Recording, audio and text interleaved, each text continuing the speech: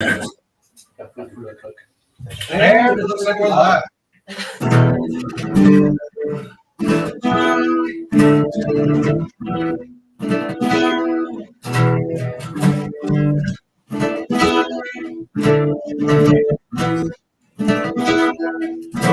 Bigfoot, the commentary of the series, and the Paranormal. Let's go. I'm host Car. And I'm Mr. Johnson, and together we are are Bigfoot. You would think we know this already by heart. I actually practiced that too. That's a sad thing. Yeah. We are having the laid back, kickback show at the home of one James Annitto, who's one part of Daemonologie. Hey guys. Hey, we're having a little guest. Hey, welcome to my home. That's not all the guests we have. That's not all the guests we have. You can tell. I'm just rushing and in a panic. We might have to. Might have 30 all of a sudden. Walk-ins are welcome. Mr. Carl Johnson is with us, as well as Joe Rione. Hey, you got it. I keep looking behind us so I can see. We have a very special show. We're going to read cards. Whoa! Yeah, very, very special set of tarot cards here. And I'm going to do my Celtic Cross spread for you guys. We're going to write two things. This is Friendsgiving. We're going to be feasting. We're going to be enjoying ourselves. No, I'm good. Thank you. I'll take some candy. I'm good. Now, folks, I should have probably set up a little table. Now I'm going to show you some of the cards, and you guys can identify them. Most of them are general questions. There are questions on the back of these. For example, this is a 2 of haunted mirrors. This is a 3 of ghosts. This is a 4 of Sasquatch. And you can see it's got rather large feet. This is a 5 of boneyards. I'm going to go through these real quick. 9 of demons. And he seems to be holding some kind of object there. I don't know what that is. You should know. Well, I do. That's a 7 of fly. And you see the big hair. And they move. It's almost like 12 days of Christmas. There's the Easter going on there. This is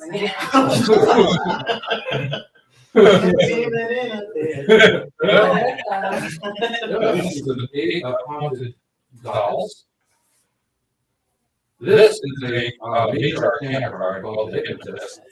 This one may not be for a certain Mr. Carlson. How do you hear? This is a 7, no, 12 aliens. This is the lightning rope, another major arcana. I have some of the folks in here. This is the shaman. And lastly, we have vampire. Now, what sounds good to you guys? What would you like to pick? I think our guest first, Joe. Joe. I'll pick. Can I just blind pick? Or do I have to name? You most name a card, creature on there, ghosts, aliens, Sasquatch, cryptids, boneyard. Boneyard. You'll take it. I want the alien chair. You can find the aliens. Five boneyard. What cemetery do you consider to be the most haunted and why? What cemetery I consider to be most haunted and why? That's a good question, actually. I think we can all answer these questions. So you guys can go first. Joe gets to go. I have no idea. I know there's one Newburyport that I've been to that we've gotten some activity in, but I don't recall. Newburyport? Yeah, Newburyport, Mass. I don't recall. Well, that sounds quaint. But I definitely got some interesting EVPs and miss like figures out of there. I just don't remember the name of the particular cemetery, unfortunately. But you clearly have something in mind. I have So, That's right, you can do that, like, on, once you go there. That's right. You can go on Yeah. I would say Union Cemetery Oh. in Connecticut, near Monroe. And there are two Union cemeteries. Yeah. Stephanie, right? Where Ed and I saw Lady in White. There's another large Union cemetery. Yeah. Circles as well. Yeah. That would have been a good one. That would have been a good one. Mhm. I've heard of I have that. to take I have to say, the Guinness Memorial Cemetery always had something to occur there. And that's also. Yeah, the right answer, you want an accurate answer, and not always the same thing. Well, I would say that's the most. My brother loves Wicked. Yeah. You do, so. So, it'll be interesting. So maybe he's gonna join us. Excellent. We'll give him that question too. Excellent. Echoing what they're saying. Okay, we'll work on that. But hello, Betty Malazano. Oh, I don't know that. I think I said that wrong. It's Betty Milazzo. Malazzo. I think I know Betty, yeah. You know Danny Carlson. Oh, wow. All right, Carlson. Okay, I'm gonna go with lycanthrope. Ooh, There you go. Okay, You had that big werewolf hunt not that long ago. Oh, that, yeah. That's why it shows that one. We just did our werewolf show too. Yeah. Did you really? Yeah. Like a I few months liked ago. it, yeah, I Kind liked of why that. we I'm nostalgic about that. A lot went wrong and a lot went right with it, so it balanced. That's okay. Better than it all going wrong. Yeah, I didn't all go wrong. No, it's worthwhile. I'd do it over again. It's worthwhile. I'd go again. Let's hear the question. This is Carl Jackson. Do you see a correlation between skinwalkers, werewolves, and dogmen? Yeah, I think they're all first cousins. I think they're, in that they are spurious. They are basically anthropomorphic, like kind of human form, but half animal. And even the skinwalker is kind of like, animalistic. So I'd say there's definitely something related to them. Whether they're trans-dimensional or whatever we theorize, enough people see them that we just can't ignore it. I mean, they're not just made up in folktale around the fireside. There are photographs of them. There are eyewitness reports. I think they're cool. I think they're groovy. I think they're scary. So yeah, there is a definite correlation. I have the most fondness for Dogman. You do? I've been closest to him. Wow, I've I seen a didn't know movie of that. him. Yeah. I've seen a movie of. Well, not in the theater. I've seen a footage. Somebody Evidential. else- Evidential. Yes. Reported. They have a dog in the island. I don't know if anybody knows this. Louisiana. It's And Dogman, wherever they're located, are remarkably similar. And I was on a Dogman werewolf hunt, and we had just enough glimpses of evidence. We had just enough tantalizing evidence to make us want to go back. No kidding. The things you could not explain away empirically, but it was there. Is that online? Can we see that anywhere? You can actually. Where can we see that? Well, let's see. Wasn't that Bill Brock's High Strangeness? Bill Brock's High Strangeness is probably the easiest source to see that. Although there is a team that has footage, and you know what? But the trouble is, they lost one of their members. And their members had, as happens sometimes, their members had some really. One member had a photograph that was very strange. It was of the eyes of the creature, and I don't mean just like red dots at night. This was slanted canine eyes, and fortunately, it was bright enough that there was a tree with a branch next to it, and I could stand next to that tree. So we saw that the eyes were about the level of my head. So whatever it was, wolves don't stand up like that. It had canine red eyes, and the more they were enhanced and enlarged, it did look like eyes. It didn't look like just red glowing coals. It was eyes. So Wow, it looked, that's creepy. yeah, and you could make out a silhouette of something not quite human. Wow. I mean, it was great. And we heard That is pretty cool. crunching, sticks breaking, twigs snapping. Yeah, it was. I want to go back. Oh, Just it's like that. over there. Just having. How about you, James? What, for Dogman? Yeah. Well, I see that options. I hear about Yeah, That's Dogman always, yeah. I told you they'd be surprised. I think there is definitely correlation and similarities because they're all in some form shapeshifter, yeah. Shapeshifter. You're messing me up. I've been cooking all morning. Yeah. The oven was very hot that he was standing next to. Shapeshifters, they're all shapeshifters, like skinwalkers and Indian black priestess or whatever, and so on and so on. So they all have that form of turning into something and the ability for deception. And I think that it could go exist. I think that the werewolf or the dogman is less likely than maybe Indian that throws on like skin fur and tries Native American deceive people. And maybe, massaging himself with some hallucinogenic. We're not in that time frame anymore. Yeah. Peyote. We don't want Yeah. we don't want peyote, yeah. No, I think there's similarities between them. I've never experienced any single one of them, but However, myself, to interject, I cannot buy into the theory or even premise that the shapeshifter becomes human and then animalistic and then human. I don't think it goes back and forth. I think it's got to be one way or the other. I think it's transdimensional, and it just wouldn't. Maybe it matrixes life forms on our plane, and that's why it's kind of an imperfect human being. Draws on an animal form, draws on a human form. But going back and forth and being a normal human being in between transformations, I just don't see that. I can't. Well, it's hard to add to add to that though is every topic of it that ever exists, especially werewolves. It's been thrown out because every single person that's been a werewolf was a serial killer. They were cannibalistic. They ate on their victims. So to me, it's a little bit more. It's like more Hollywood, Willy Wonka, kind of like you hope for it to exist because it's the oldest legend. The werewolves are the oldest human legend. With the Gilgamesh, and that's very old. Yeah, That's referred to as about a 10,000-year-old legend because before history, people believed in the transformation of humans into animals. Now, James is also citing a very grim reality behind the fantasy about serial killers and all. Well, Middle Ages, that's what they were. They were bestial. They transformed. They changed. We didn't know about the mental aberrations. Psychology of them. Yeah. Yes, humans. And they tend to be animalistic psychology. too. Well, I would say that, cannibalistic even. Yeah, definitely. They eat their own. They do. I thought this was supposed to be a fun program. Oh, I'm having an excellent time. It's about werewolves. We're about to have a feast. That turkey is not a turkey. It's a human. It's looking better and better. I'll take aliens. I knew you would. So I'm sure. Yeah, you got this neat, ugly Christmas sweater. And I wish I had it. That's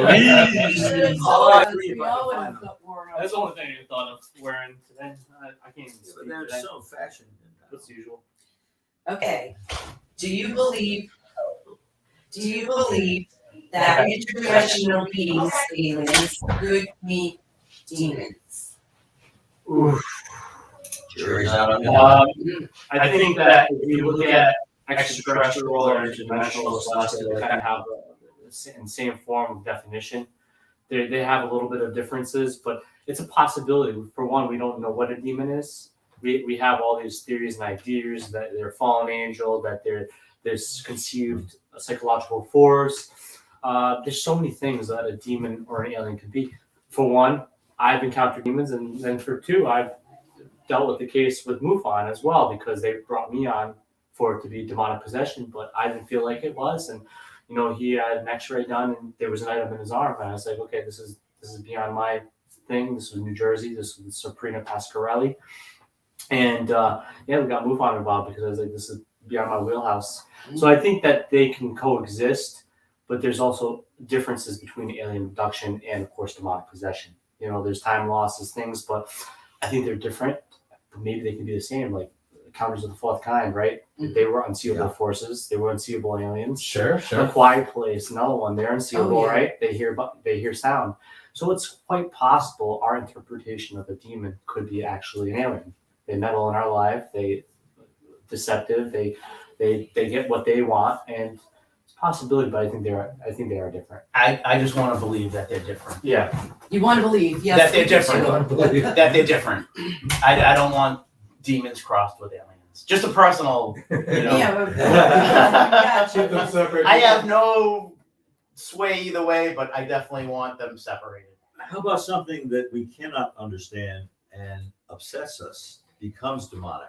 Because that encapsulates it. It's still scary, but suddenly we have an understanding of it if we define it as a demon. Well, that's a demon, let's just shun it. Mhm. You know, we don't know what else to call it. I think they're different things, really. I think a demon is spiritual, and I think it's also projected from the human mind. I think aliens have a physical propensity to them. They can abduct people. Why they need to, I don't know. Why they're Yeah, not just they're sending still probes probes. and all that. I mean, maybe a lot of these silver objects we see in the skies are probes, I believe. But Really? You think they're probes? Yeah. The ones we're seeing? I don't think they're people necessarily But- or piloted with individuals. An A unmanned lot of them. craft. So it's basically like a drone, but from them. But I do think there is alien visitation, and why does there need to be if it's such an advanced civilization? Is it just curiosity akin to humans? Why do they come here when they don't need to? You know, and that's interesting. I think that we're their experiment. I was just gonna say Yeah. the same We thing. can do That's that. what It's I called think. the How else zoo do they theory. Right? be so Yeah. It's a zoo interested in us? theory. That's what I feel, right? Yeah. They're just checking in on us. Yeah. But perhaps there's something we create that they like, or is maybe our thought forms act as a certain kind of energy that they feed on. Yeah. Or we have some attraction to to it. Well, also, too, once we started creating radio technology, maybe sometime the ionosphere doesn't bounce back and it does get through, and they can hear it as well. They have high technology. They're able to go through slipstream or whatever. Absolutely. They're able to receive signals at Didn't distant bases. But they're Didn't not didn't the unlimited. signal recently come through? Yeah. A few years ago, I think. Right? I think more They could not recent be than a few identified. I years think it was ago. more recent. It was more Was it recent. recent? I think, I yeah. don't know Yes. about that. We're talking about within the last 18 months, I think. Really? right? Oh, Yeah. clearly. I knew one a Yeah. few years ago. Past the That's weeks, crazy. like about a month or something, they had another one. Right, Yeah. right. Boy, if these aliens come down, if I ever encounter one, Yeah. I have some questions. And what guarantees We all that, do. that I can understand their answers, I could comprehend what they're telling me, or that they'll tell me the truth. There's no guarantees. But what I would tell them to lure them, I would say, my caveat would be, look, I'm known as a demonologist. If I start talking about UFO people, nobody's going to believe me. Why don't you just lay it on me? Just tell me. You know, I won't rat you out. And if I do, nobody will listen. It doesn't matter. Just tell me. You know, I'll become Barney Fife. Oh, A lot of us It was have terrible. It was just terrible. It was the most awful thing I ever saw. this- like you said, you'd like to keep the demons and the aliens separate, but That's it. and that is a lot of Let's people's keep them mentalities. separate. But Yeah. they may be one and the same. At least in some instances. Very some possible. Very instances. possible. Hey, our cohort and good friend Nathaniel Nathaniel Gillis Gillis thinks so. Oh, So yes. Yeah. Yeah. he, he's on your show quite often, so he thinks that there's some. Forgive me, to it. Nathaniel. I just I don't just know. don't either. I No. can't know. Insufficient None of data. us know. Insufficient. The Yeah, data so is- these aren't definitive jury answers. is These out. are opinions at We've best. actually had some kind of a, we'll say, correlation between that. Hmm. So that's why we asked you guys what you thought. Of course. We're still thinking. Yes. We're all still thinking It's very that, possible, though. yeah, it is. What Your is turn. it? Hey, Andy. Hey, Matt. Just hello out there in the audience. Appreciate it. Card. Yeah. Oh boy, What is it? the hypnotist. Oh, yes. Give me the card. Yeah. This one relates to the Wilson Castle. Oh, yeah. Yes. Very Which we interesting. with Many- Fritz, We'll Matt, ask- and Shay. We were a little overboard because we were in an extreme experiment that night. Let's plug Yes. Wilson Castle to these. There was no loss of life or sanity, but Yes. Proctor It was Vermont. very, very interesting. Right? Yes. Experiment. Can you explain the dark experiment performed at Wilson Castle? Well, from Wilson Castle, just give it a little bit of. There's a bonus question. Yeah.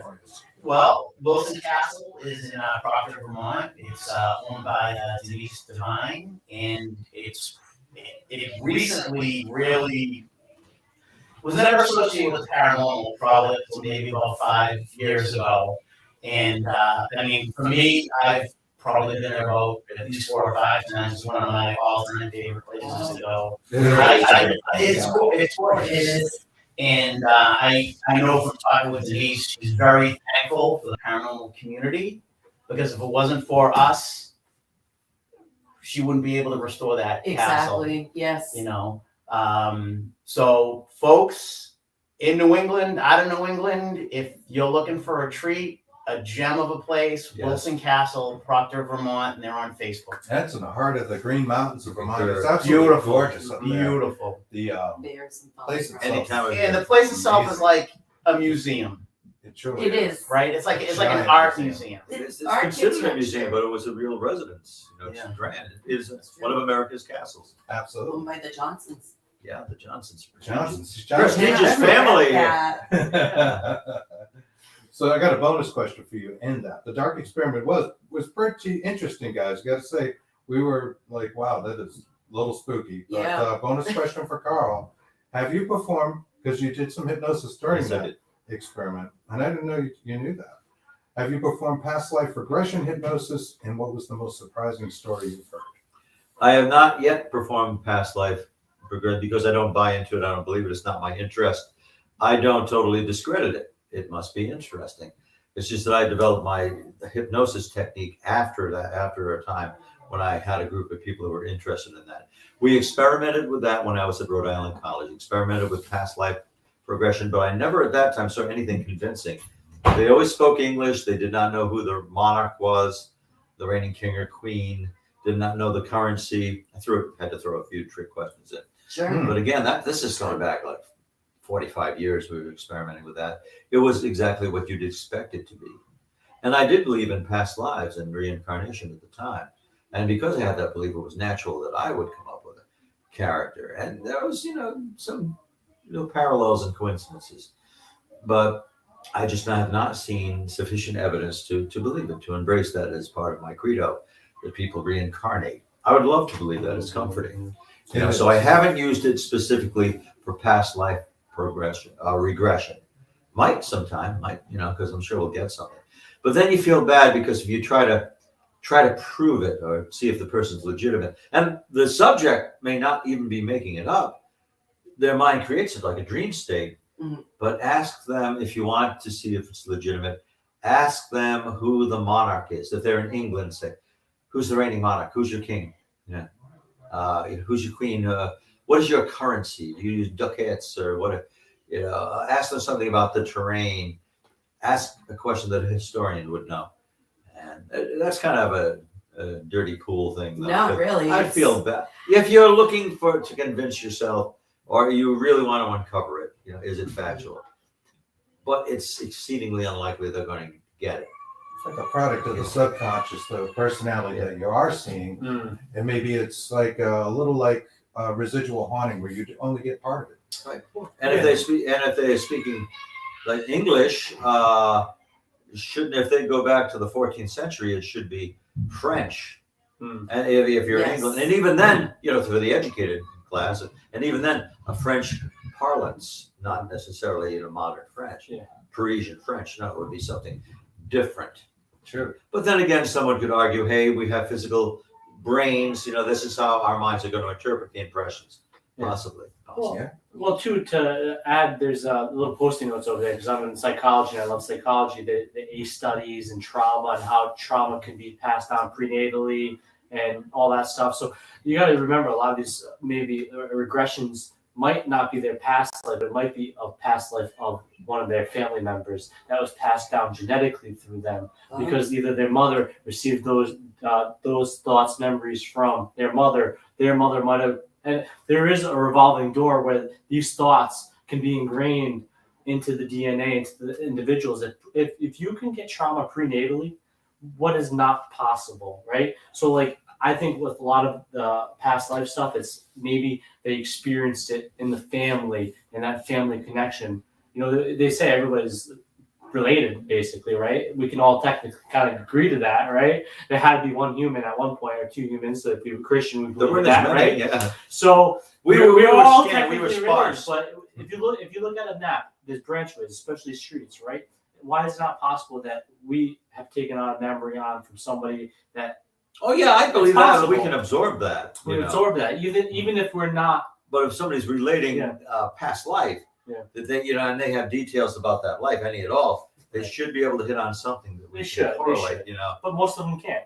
Yeah. Yeah, if they can cogently speak about a past life, there's got to be something like some street, some condition, some mountain range that they can allude to Yeah, I think like even and though illustrate. I don't even know if I'm making this up. There is a story. I think it was the little boy with the pilot, but I think Yes. even the I've little boy. heard that, I think yeah. even the little boy with the pilot. I think his grandfather was a pilot in that war. Wow. But that case didn't come out through hypnosis. No, I know it You was know what I through mean? dreams. But Right. if his grandfather was a pilot in the Air Force, like how can that maybe the possibility the grandfather was still alive, maybe pass something to his daughter or the daughter's mom, and that became a part of the story. And that story it's like folklore, like myth. It starts from a fact, right? It comes from a story, and then that story changes over. Why can't you hear a story and it becomes ingrained within our memory, and you can't pass the memory down, right? That's Right. excellent. I mean, my grandfather used to tell me stories, right, of Italy and and how it is in that country or whatever. Yeah. So Oh yeah. his grandfather could have very easily been talking about his experiences in the war. I mean, I think that's a very valid point. I think you can absorb, but if the theorem or the premise of reincarnation is viable and memories exist, memories are transferred over, there should be at least some isolated instances where persons can tell about their lives and make a good story of it and make it convincing. And that's only in bits and pieces. They never get the whole thing. Yeah. And then again, one could say it's forbidden that we know all the things. We are meant to forget that. Well, we forget pretty well. See, I know this. My experience is limited. I think the add-on to this, because hypnosis is a very interesting subject, especially when it comes to, we're talking about aliens, right? When we're talking about alien abduction, that has been used as the recollection thought pattern. Ooh, that's spooky. But what I hear though is demonic possession. Should the person go through a hypnotherapy to recall what they did while they were out of their body? And I usually say you should not do that, because why are you going to relive a haunting? Isn't the whole point of a haunting to overcome that? Yes. And then to start on a new fresh one? Why are you going to relive what occurred when you were in such a tumultuous time, right? Leave it be, leave it in the past. Like I've never had some people have asked me, should I go through hypnotherapy to recall memories from what was going on? I was like, no. Why would you? I was thinking about doing that. Oh, with, can you? Why would you? Yeah. What's the name? Alan Alves. Alves. Yeah. I was going to do that because I blocked out most of my memory from my childhood. And then I thought about it, I'm like, I don't want to do that. I don't think again, because I don't want that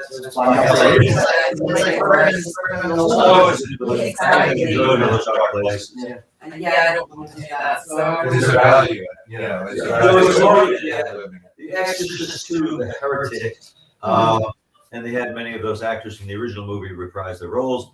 Reagan Teresa McNeil, she was regressed hypnotically. I would go back, and they had a contraption on her head, electrodes. And he said she was saying, "Call me by my dream name. Call me by my dream name," which was the demon Isuzu. Yeah.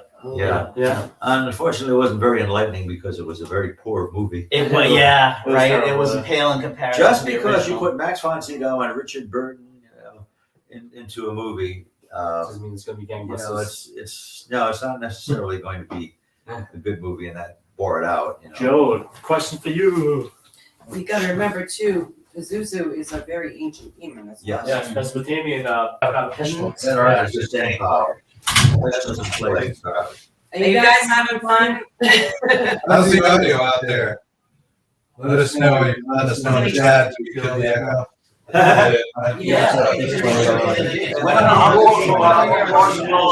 did a War of the Worlds. Isn't there anyone out there? Is there anyone? Okay, Mr. Joe. And the hydrogen test. We did, that's right. Sorry. Yeah, James took off to cook. All right. We've already done Vampires. I'll take vampires. 5. Vampires. Carl, we'll bring that up. See vampires. The vampire. Most people know that the Merseyside legend in the 19th century New England vampire panic was caused by consumption, for the most part. And my question is, have you ever encountered a more true to Hollywood vampire legend through either folklore or stories that occurred or an actual investigation from? I wish I could say yes, but I have not. No. I've known living vampires who are energy vampires who sometimes they don't know they're doing it. They will actually draw somebody's psychic energy. Like, We know a lot of. Oh, yeah. you know, sometimes it's somebody Psychic yeah, vampires. it's somebody with a degree of charisma and dresses neat, you know. And I think they several examples. They just, they have an aura about them. And they live the vampire lifestyle. They draw the energy. And they have enough volunteers as an alert to that. Yeah. They're also the untended psychic vampires. Actually, they know they're doing it. They just don't call themselves psychic vampires. And they usually have jobs like telemarketing, you know, and they will. Yes. Like, so what do you like? Mr. Johnson, you have detected a problem in, you know, the audience must have, you can help me with that. I don't have home computer. Yeah. Yeah. Or if you get that person at the bus stop, could be somebody, you know, will just has an art of keeping you interacting, even though they're not interested in what you're saying, because they select victims who are too polite to walk away from them, and they'll go on and on and on. So, but it actually is a psychic process. It is. Where you just feel your energy going. All right, they're telling us the sound is not too good. Well, So I let's wonder speak up. if we switch mics. Perhaps I've muted this one completely on this side, or the speakers. Oh, you know what? I think this would help. Sorry. Okay. So, but you've never seen an instance where somebody turned into a bat? No, I have not. I have wanted to do so much, you know. But I believe a vampire, if they had those physical properties, it's not that they couldn't operate during the daytime. You know, they just prefer to work their ways at night, you know, the concealment of night. But I don't think there's ever been a physical, a bona fide vampire that actually, you know, increased their power by ingesting blood. There have been cases that were borderline, where somebody had porphyria and they were allergic to sunlight, you know, actually had a psychological addiction, which essentially becomes a physical addiction after a time. Like the blood countess, the Transylvanian Elizabeth Bathory, Yes. you know, was a real personage. And Yes. she subsisted on human blood. You know? So yeah, I think that's weird enough. I don't think they need to turn into bats. Well, but they also Just can turn crazy into that way. werewolves, which we already covered, Right. right? So they don't just turn into bats; they supposedly can turn into werewolves too. That's Yes, the legend yes. has that, right? So That's why when I was in my early teens and preteen, I so wanted to be a vampire because one of my early readings, and I'm saying when I was 10 years old, and I needed a dictionary. That's how I increased my vocabulary at an early age. I read the novels Frankenstein. I think I was 9 when I read Frankenstein. Read Phantom of the Opera by Gaston Leroux, and I read Bram Stoker's Dracula. And it was magnificent. And he incorporated all those Eastern European legends, and what a vampire could do, you know, like turn into a wolf. I mean, I can be a vampire and I can be a werewolf. I can be wear a bat. I can do all these cool things. I can disappear and all that. But it's just too fantastical, and I don't think there's ever been one that's been produced.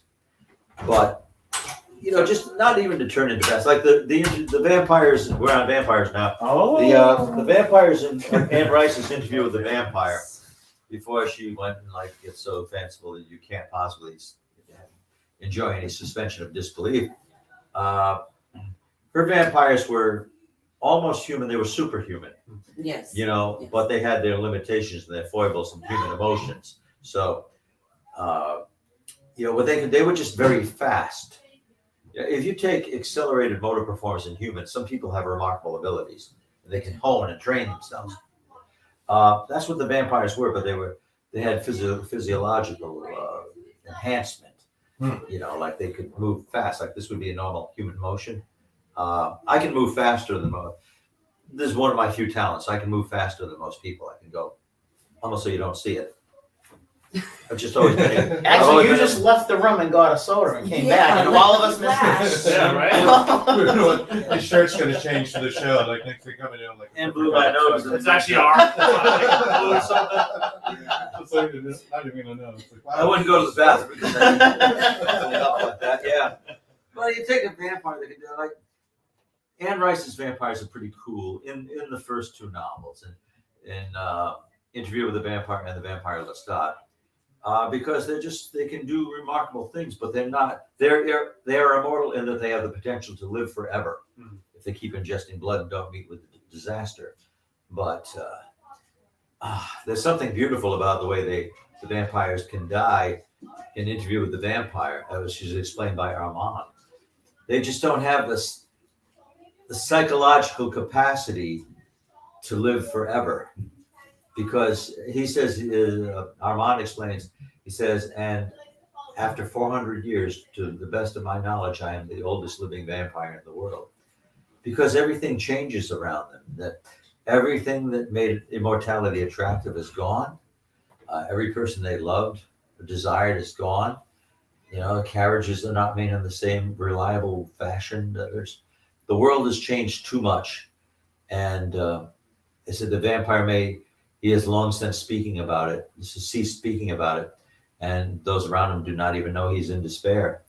He said one day the vampire realizes what he has suspected for perhaps decades, that he simply wants no more of life at any cost. So that vampire goes out to die. In the morning, his coffin will remain empty. No one will know where he has gone, but he never returns. So just like an older person who's lost everything they valued, the vampires lose their immortality, loses appeal for them. And I thought that was magnificent to incorporate that into the novel, because it makes them believable.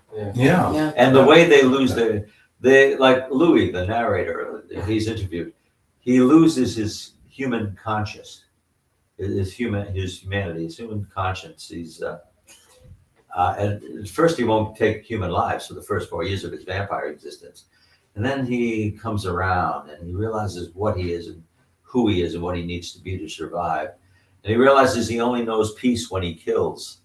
So, and he becomes, he's as evil as any of them. Yeah, it's true nature. It's true nature. Yeah, That's interesting, because some of that does allude also to talking that we were talking about the Wendigos and werewolves, Right. of course, but the vampire kind of vampires are so related to human because they were human. Well, so going back to like the movie genre, right? Yeah. Don't they always find like a lost, reincarnated love, right? Yes. Typically, Yes. usually. Well, it makes it right? interesting. Yeah. Then they have a Dracula motive. Untold is my favorite, one of my favorite movies, and I like the whole story about it. Yeah, there's always He somebody. always- Now, was that person like? Did they reincarnate to be reunited with that vampire? Yeah. Or was it just a case? Doppelganger, Or was yeah. it just a case of it looks like so and so? You know what I mean? Yeah. Doppelganger. Well, the vampire, he invents that, like Barnabas Collins and Josette, Bram Stoker's Dracula, the Count, and Mina Harker. Yeah. He creates it. His lost love is gone for eternity. So he recreates her and believes that she's a reincarnation. There's a recent show, Vampire Diaries, that a cultural phenomenon. Yeah. During our time, Catherine and Elena, they're doppelgangers. One's a vampire, one's not. But he falls in love with her because guess what? It looks just like her. So it's a never-ending story of the same story. As if you just went to bought some new shoes. Yeah. And so, well, I really like that last pair of shoes. These look just like them. That you're in, right? Seriously. It's the truth. But You're yeah, in you have the- to think about You're in the shoe store. Do you believe in destiny? Cultural changes. I have a hard time keeping up with my kids and the way they abbreviate sentences So we'll pick the and vampire texts cards. and stuff like that. I How did. hard would I'll it be pick to the vampire. live? So such y'all a- talking about What did you pick, Joe? Culture would seem Hypnotist so much right different. before. Oh, that's right. Okay. So we use, unless you want, you can You're repeat still a in the card, I game. Don't suppose, worry, you remember. If you want to pull something that has not been played yet. I put everything over here, so. I'll pick Succubi. 7 of Succubi. I gotta see the. Oh, it looks like Stephen Woodward says, "Hey, I wish I could get Carl Johnson to come to my house and do a show." Oh, thank you. I'll do We're it. gonna make some really good turkey, I'm sure. If I'm fed. Yeah. Oh, this would be your handwriting, so here you go. Ah, I can't do this. oh, the 7 of Succubi. There's 7 of There we Succubi. go. Just That's an interesting. that. That's an interesting Got the It Yeah. sounds And boobs. oriental. Was there a lot of sucking on that card? 7 of Succubi. The What do PG rated succubi, incubi stand to gain from sexual encounters with mortals? Ooh, so I think it has more to do with them being, instead of like being a devil or a specific demon. I think they use the succubi, incubi, of course, incubi being a male and succubi being a woman of persona.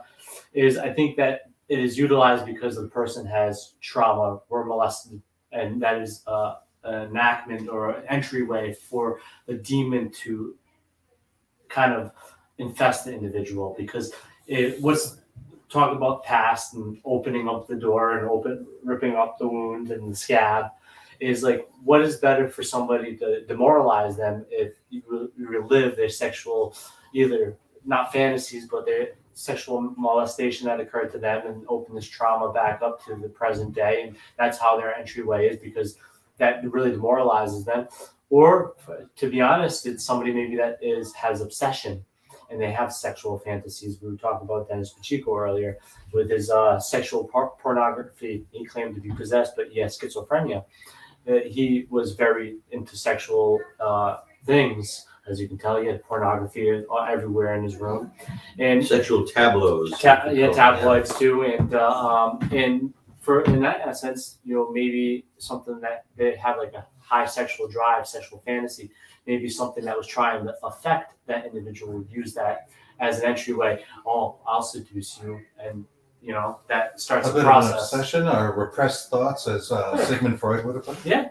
Yeah, definitely. I'm not going to be as eloquent as James. I'm going to, I'm from Boston. A perv in life, a perv in death. Yeah, too. That too. There you go. Right. Yeah, that's what they say, right? Who knows what can carry over? I'm gonna bring another It ties special into guest the- in. It ties into Awesome. the animus, the libido, is a potent force. Like one term I've heard is Lamia navidus. It's similar to Nosferatu. Lamia navidus is an energy vampire. Okay. And Yeah, that could you be gotta- very I warmed it up for you. Sorry. He's asking me what? I warmed it up for you. I need my beer first. Is that cool? He'll take over for me for a second. I gotta do some things. Who was that plaid man? I wanted to thank It him. was that man. Yeah, We are open to That's democracy. another card. The Come plaid to man. join us. plaid man. Yeah. Give you the address at a PM. Stop on Yeah, come on by. Like you said, walk in, it's welcome. I'll take Ed Warren for 15. Oh, that's not one of your cards. Yeah, let's try a new card. Yeah. Move Sure. on into this. I mean, obviously, any of these generates a 20-minute conversation. Yes, there's Yes. You can't plenty help of it. cards. Plenty of cards. Hello. What's up, man? What's up, man? Hey! Man. Happy Friendsgiving. Happy Good, good. Friendsgiving. How you doing? Kristen, we're on live right now. Nice to meet you. Nice Perfect. to meet you. I'd love Chris, to meet come people's on in. lives. You are now entering the studio, man. Good to see you. Hi there, good to see you. Have a too. seat, man. You want to sit over And then here? I'll get up when James comes in. I don't know what's happening. So Matt, what's your last name? Warner. Well, we are playing a card game, a tarot This is deck, Matt Warner. but it's a specialized card game. Yes, we made a Very proposal. thought-provoking It's fun. question. Very thought-provoking. Oh, it was nice having you here. No, you stay. I'm trying to look for my. You didn't get a chance to answer. I'm gonna bring another special guest in here too in a second, Joe. If you wanna, I can, yeah. you wanna rotate out? Yeah, I'll rotate out. So where can we find you, Joe? ParanormalNewEngland.com. My name's Joe Rononi. I run a team outside of Boston. ParanormalNewEngland.com. Excellent. All right, thank you Thank you guys. so much Oh, for you're being very on the welcome. show. You're very welcome. Nice to meet Friendsgiving. you guys. Yes. I'll see you at the food Yeah, table. we'll Yes. see you at the All table. right. We'll be there with bells. Be right back. I'm bringing another special guest. Okay. All right, let's start another question. We did vampire. Should we be masked? No.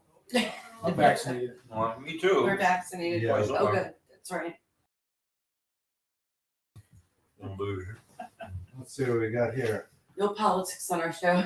It's a thing. I got a question. No You get to politicians? pick. So we're doing a tarot. Okay. So instead of getting your cards right, you got to answer a question. So we have left the shaman, a 8 of haunted dolls, The a dolls. 9 of demons. Going right for the dolls. All right.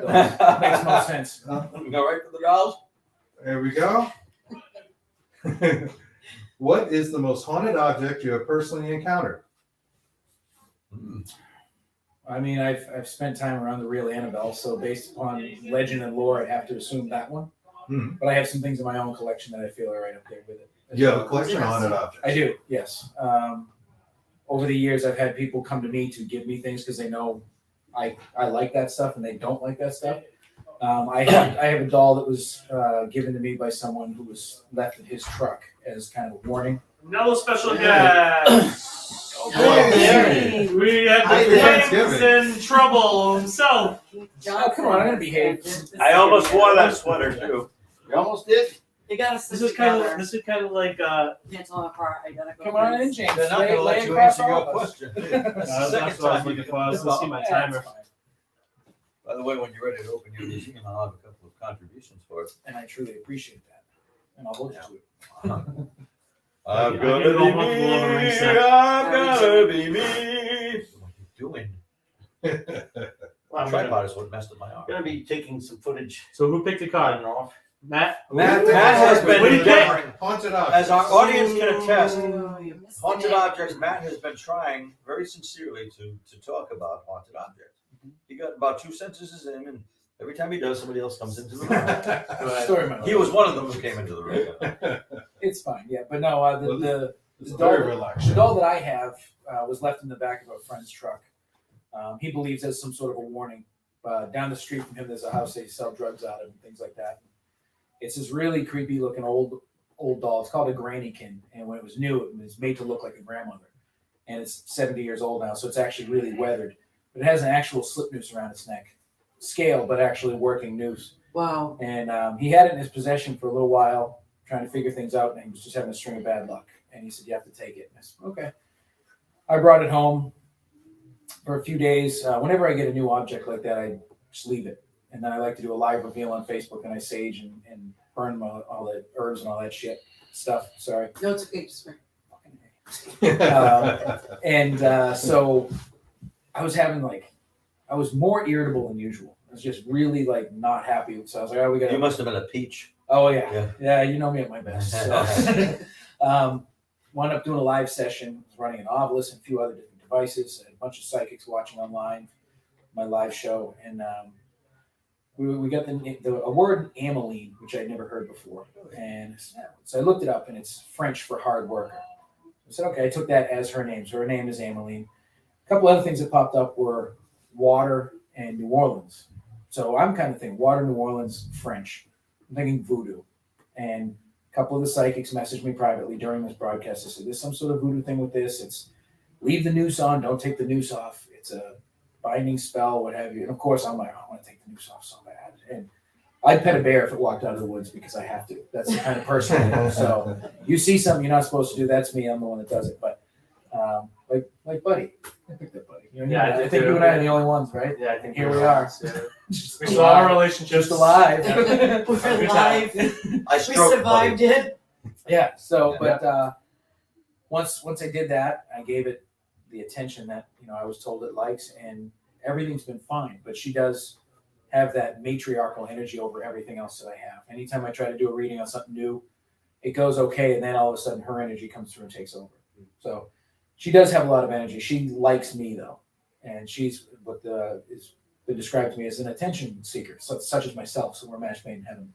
So I take her to conventions, and I don't hide her at a case. So you want to hold her, I don't care. I was just going to ask you that question. If she's No, in the case, not at she all. might So you not do say travel she's- with a haunted doll. So, I haven't flown with her yet. I don't have the Tony Spira money, so I can't really do You gotta put the that. oven mitts on too, bro. Yeah, Yeah, just in yeah, case. There's oven mitts. Oven mitts, yeah. Because Tony had to fly first class just to watch over Annabelle. Yeah. Mm-hmm. Put it right on his That's lap. he's the Of course. custodian of Annabelle. Yeah, I've not flown with her yet, but yeah, I take her. Sometimes And I don't feel any object has that kind of power to it that it can actually harm you. I think Depends it's on all what you psychosomatic. Yeah, it's bad. Personify it, right? Does Give anything it weird to happen person. with the doll? Does it move on its own sometimes? Things of that nature? She doesn't move, but plenty of things do. But it's hard to pinpoint. I probably have about 3 dozen different things that have supposed energy attached to them in my house. A lot of them come to me from people who have the fear of it, and I think the same thing. They manifest it in their head and think something wrong with it. I'll take it. I've got 40 some odd Ouija boards in my house. Doesn't bother me. My kitchen table's an autopsy table, so that's the kind of person I am. Yeah, that's pretty cool. that's Yeah. awesome. Yeah, actually, I went with Joe Rainoni to a funeral parlor estate sale this summer. I picked it up. So Wow. Wow, they have such a thing. they do. They do. It was How did the Velvet Underground put that? A Oh, Lou it Reed? was- I said, "Hey, baby, take a walk on the wild side." All right. Come to my house. It's the wild side. So bonus question with that is, can the spirit entity within a haunted object be removed, and how? Well, I think Keith Johnson should probably. There you If go. you want a bona fide answer, Yeah. Yeah. I believe it can be, knew if you'd it's say that. blessed, if it's blessed properly and with faith. However, the thing with haunted object is somebody will usually invite it back if they know it's a known haunted object. They get a lot of attention, as we all know. So I think if somebody's sincere in wanting to get rid of it and not giving it that recognition, it can be blessed and attachment can be removed successfully. It's my personal belief. Yeah, no, I think it's you can't see me guys, but you'll hear me. The little voice from beyond. I think it's like if Go ahead. I always try to use the analogy: if you put a battery in an object and take the battery out, the object can't really talk anymore or move, it being animatronic, right? So in the same essence, it's consciousness. Like Keith said, is if you're not giving the ability of thinking that this thing can be moved, it's not going to do anything because you're not either putting the fear in it, the emotion, or the energy into it. I think a lot of the times, like Annabelle, for example, and most of us, we were at the Warrens event, and everybody, droves came to see Annabelle. Right. It's in the constant nature. People think about it. A haunting doesn't occur unless the people in that dynamic see that pull the trigger, create something that happens in the house, something that starts that haunting, that kind of relives the emotions that were occurring in that house, why the echo occurs, that projection occurs. So I think it's in the same essence. If object, but I think it could be an effigy. Maybe the noose could be like they put something into that object because it's an effigy. It's a likeness of the person that used to live. So there's many different concepts, but if you think about it, there's enough people thinking about it, it keeps it within the I like where you're going with that. individuals, Yeah. right? Reminds me ever absolutely. since something gets popular in the culture, becomes a movie, Yeah. why not it falls into the collective Yeah, and the fantasy consciousness, becomes the right? reality. Lots of people are thinking about Like a lot of people, if you had the Annabelle dolls, here, catch. Yeah. I would go, oh yeah, jerk, Yeah. But somebody else might be more susceptible and like, oh no, God, take this away from me, take this curse of Annabelle away from me. It touched me, Yeah, that's it. Right? It's I not. wouldn't flippantly defy it either. It's not a dollar. I don't think I'd want to Have piss it respect off. for it. Right. Yeah. It's not a dollar. Possibilities. It's not a dollar object, but it's a fantastic movie. I love it. The movie The Gallows. And Oh, yeah, there was a we've seen marketing thing that occurred with it called Charlie, and it was the Mexican demon, right?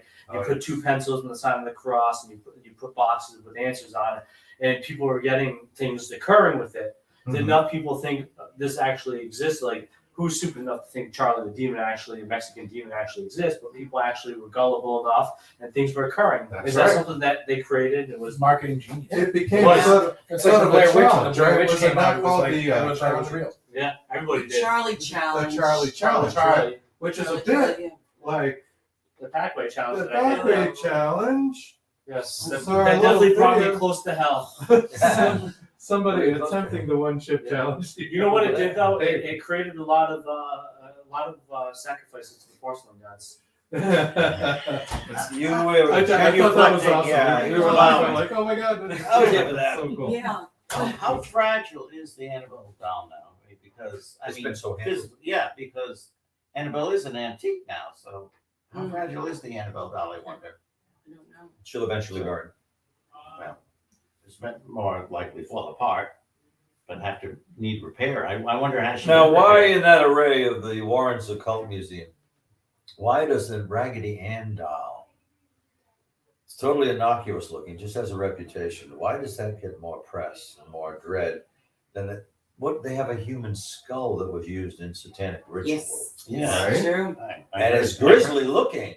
I heard that And it's in a display case with red a background. satanic priest used to use that in its rituals. Now, why aren't they well, I mean, it does. Actually, I've when heard you, that story myself.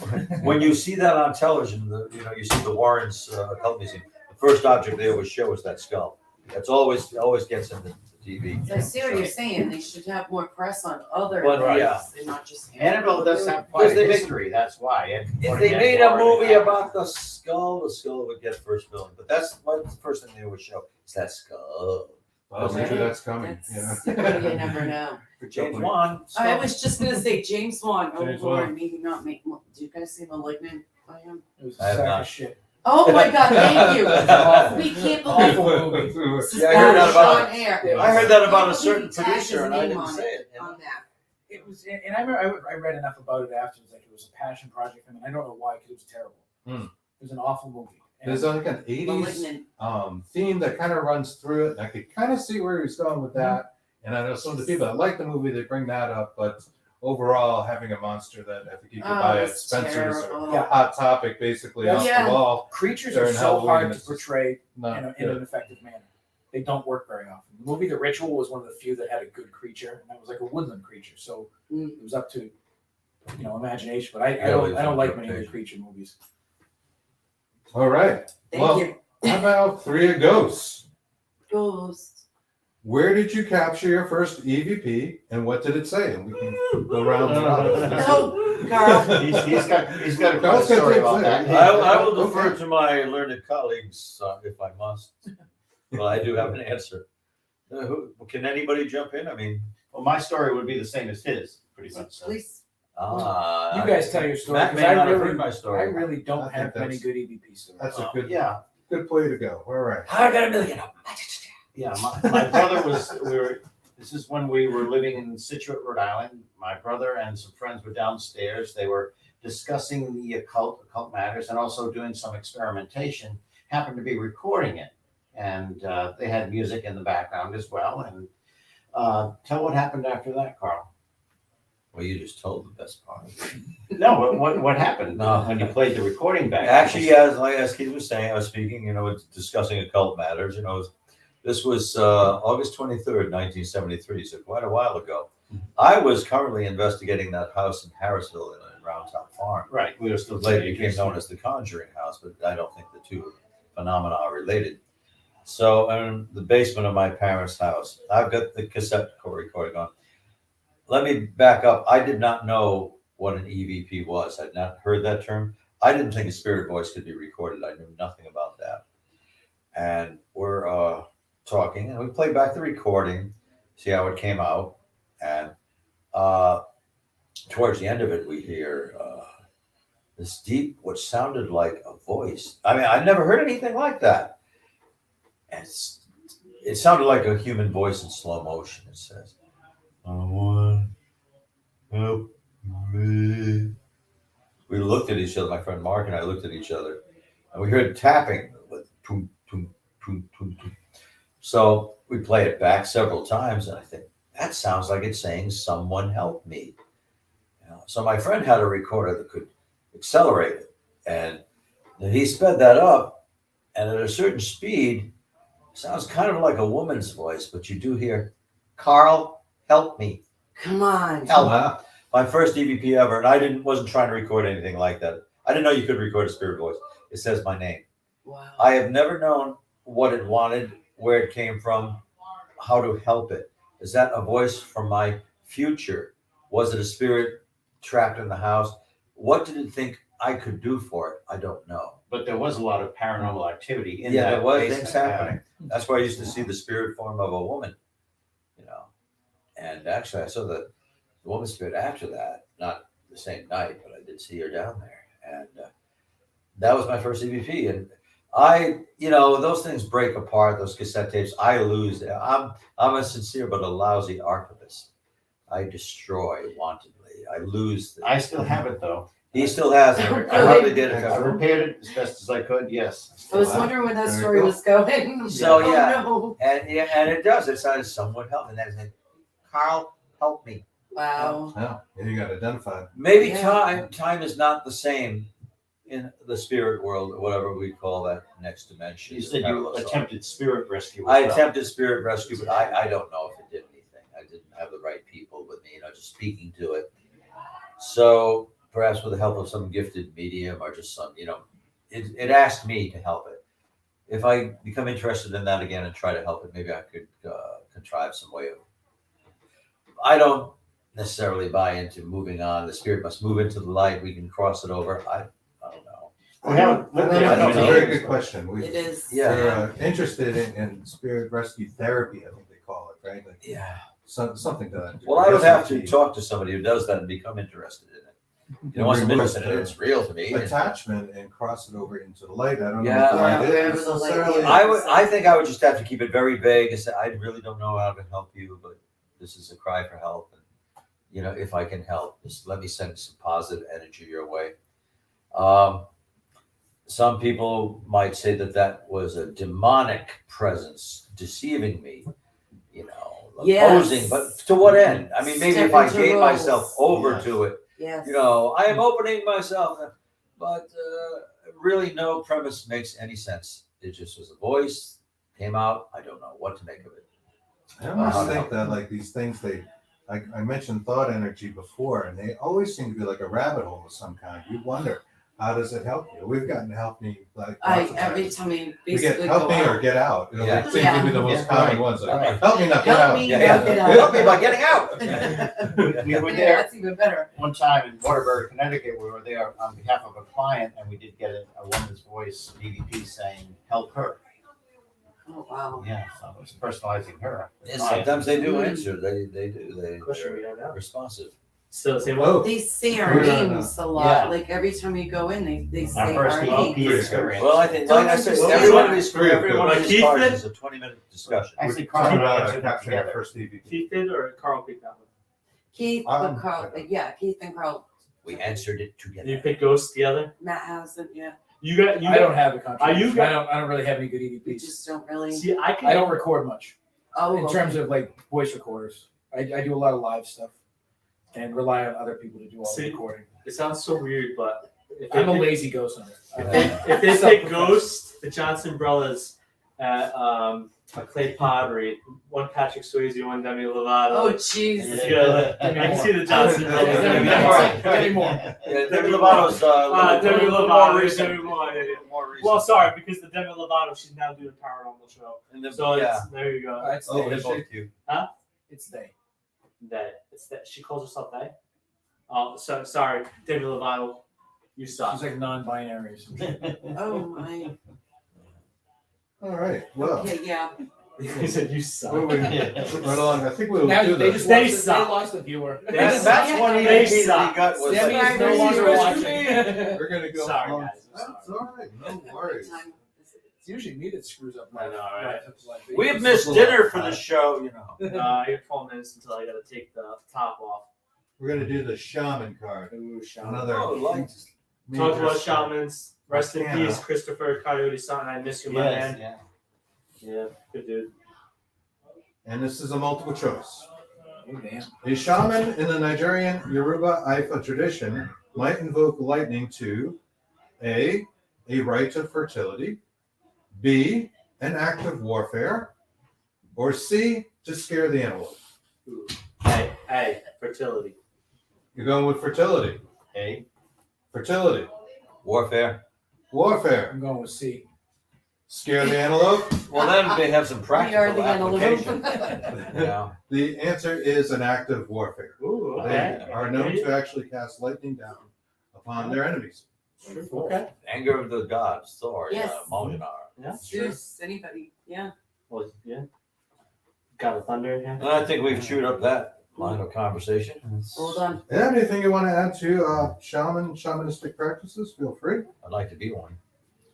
Well, you do really know. The one say thing about the shamans. I know a lot of people that claim to call themselves a shaman, but the true rite of passage to become a shaman is to actually chain or rope yourself to a tree for 3 days and deprive yourself of water and food so that you ground one with nature. If you don't do that, you're not a shaman. It's the thing. There you go. And if I claim to be a wise man, it surely means that I don't know. I love this. There it is. Oh. 4 of Sasquatch. That's something comical about it. I love your shirt, by the way. Oh, yeah, thanks you. This shirt, and I'll put it on the screen there. You've been there, I take Was, it. yeah, so I was a tourist over It was a in tourist. Salem, and this was purchased for me by the wonderful Anne-Marie Young, who's a friend of ours and a regular Yeah, she viewer of is. our I show. am. Maybe out there. I'm not sure. She- I'm she missing some of listens. the chat. I see Irene Takura. Hi, Hi, Irene. Tokyo. She's so sweet. All right, guys, I'm sorry if we're not keeping up with the chat. We're Yes, in kind of a mobile mode here. So let's, I do want to give a little shout out to Elise Carlson, who would be with us, but she's not. It's a rare time when she's not feeling good. You know, it happens to all of us sometimes. She's just not feeling well today. And I miss her being here and miss seeing her, and hope she has a very speedy recovery. I expect she to will. Elise. Yeah, We're looking forward to seeing you. very We'll much so. catch you on next time. She always contributes much. Yeah, She yeah, she does. is, definitely. Do you believe Bigfoot is an interdimensional being? What do you think You then? think he's a real What's your- creature? I think he's a real creature. There's so much land that we don't access ever. I think he's just good at what he does. And why not? Why wouldn't they bury their dead like we do? Maybe that's why we're not finding their bodies. They're very good at it. I mean, it's a simplified breakdown. I don't get into cryptids, but I definitely think they could exist. I don't think they're interdimensional. I think that's a bit of a reach for me. How you doing? What? How you doing? Oh, I feel good. Sorry. She wants to know about dinner. No, I do. Oh, well, I was hoping you're gonna bring in a plate of skin. Dinner's ready. Dinner's done in 40 minutes. Okay, perfect. At 6 o'clock. That works I would- perfectly. Didn't you say 12 minutes? Well, 12 minutes until I take the top off the turkey, Oh, okay. so that it gets nice and brown. Yeah. He takes the Growing lid for off. food. Bigfoot, real or interdimensional, James?